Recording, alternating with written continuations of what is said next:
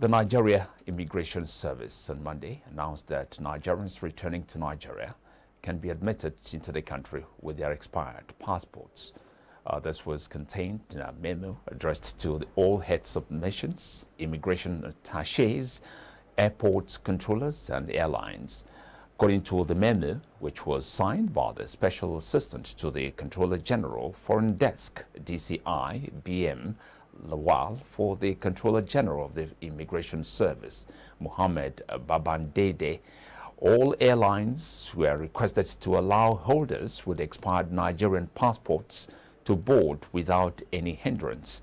The memo reads, I quote, I am directed to respectfully present the compliments of the Comptroller General of Nigeria Immigration Service and notify all relevant authorities that the federal government of Nigeria has approved that Nigerians returning home can be admitted into the country with their expired Nigerian passports, end quote.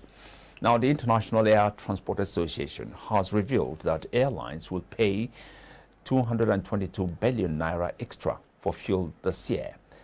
IATA's Regional Vice President for Africa and the Middle East, Kamil Alawadi, in his address to the 2022 General Assembly of the African Airlines Association taking place in Dakar, Senegal, said although oil prices have retreated from mid-year peaks, the average price of jet fuel so far this year has been $138.8 a barrel.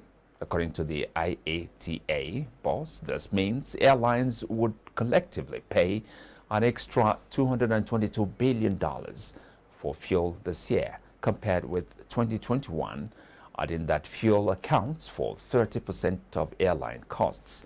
However, he warned that African carriers should not compromise on safety, stressing that in 2021, the continent's airlines on the IATA Operational Safety Audit Registry had 0 accidents, with incidents across Africa by regional and global operators continuing to be experienced. Now, he also stressed the need to prioritize safety data and information exchange by all stakeholders to build an accurate picture across the continent. Major Oil Marketers Association of Nigeria has urged the federal government to consider a full deregulation of petroleum downstream sector in phases. They said the current situation of oil subsidy is no longer sustainable and called for dialogue on its implementation to save the downstream sector of the petroleum industry. A chairman, Major Oil Marketers Association of Nigeria, Oluwole Adeosun, made the call at a web training for energy journalists yesterday in Lagos.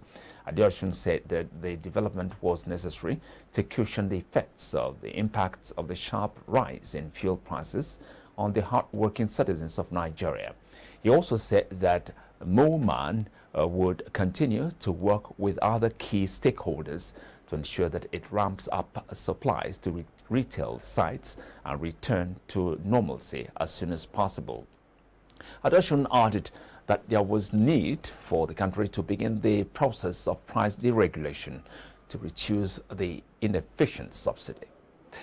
Oil marketers on Monday criticized the import monopoly held by the Nigerian National Petroleum Company Limited, noting that the situation was not helping the petrol market. In his presentation at a virtual press workshop, the General Manager Operations, Total Energies Marketing Nigeria Limited, Abdul Mullah Talab Rabiu, called for an end to NNPCL's petroleum import monopoly. Represented by an independent consultant and former Group Executive Director, NNPC, Bello Rabiu, Total Energies General Manager, said the federal government should allow healthy competition by granting licenses and access to foreign exchange to marketers willing to get into the product's importation business. Chairman, Major Oil Marketers Association of Nigeria, Olumide Adeosun, said there were about 2.5 billion liters of petroleum products onshore Lagos waters. According to him, although the association was sure that there were sufficient products in country, the only challenge was lack of investment in infrastructure to guarantee fast and smooth distribution of the products to eradicate the scarcity.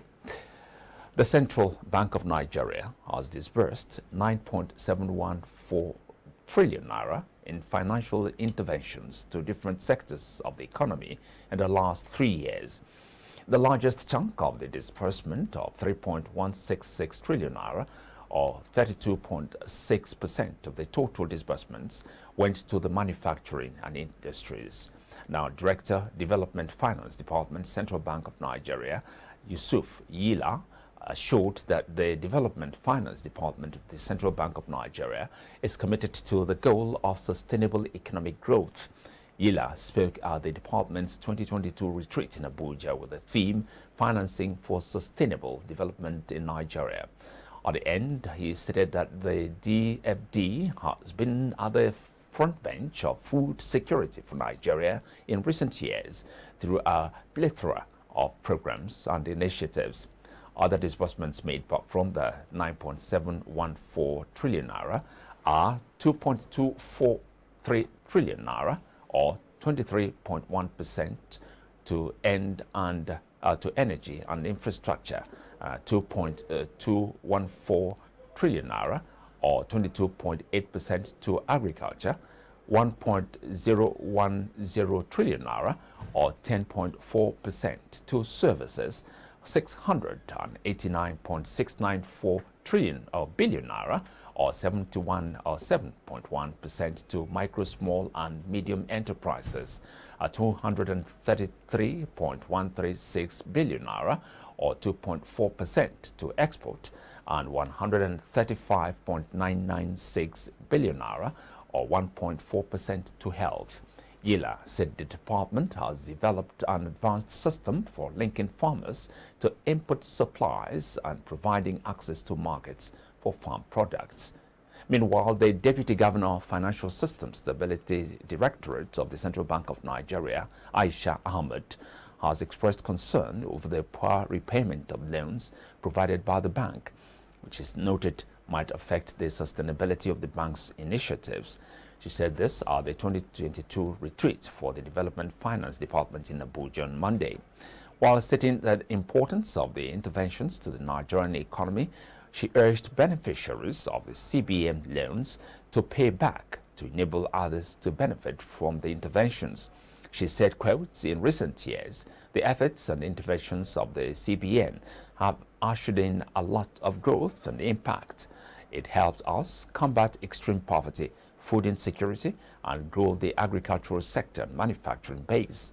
According to the report, CBN had disbursed a total of 9.71 trillion naira through various interventions to different sectors. A breakdown showed that the manufacturing industry sector had the highest allocation of 32.6%. It was followed by energy, infrastructure, and agriculture with 23.1% and 22.8% allocations respectively. In his address of welcome, the Director, Development Finance Department, Philip Yusuf, said that the CBN had been at the forefront of food security in Nigeria. He also said that although some people raised concerns of the rising food inflation, the CBN interventions had saved the country from a famine. Now, the Lagos State House of Assembly on Monday passed the 1.768 trillion naira budget for the 2023 fiscal year. The budget is about 100 billion naira above what Governor Babandede Sanwo-Olu presented to the House in October. The governor on October 27 presented the budget of continuity to the tune of 1.69 trillion naira.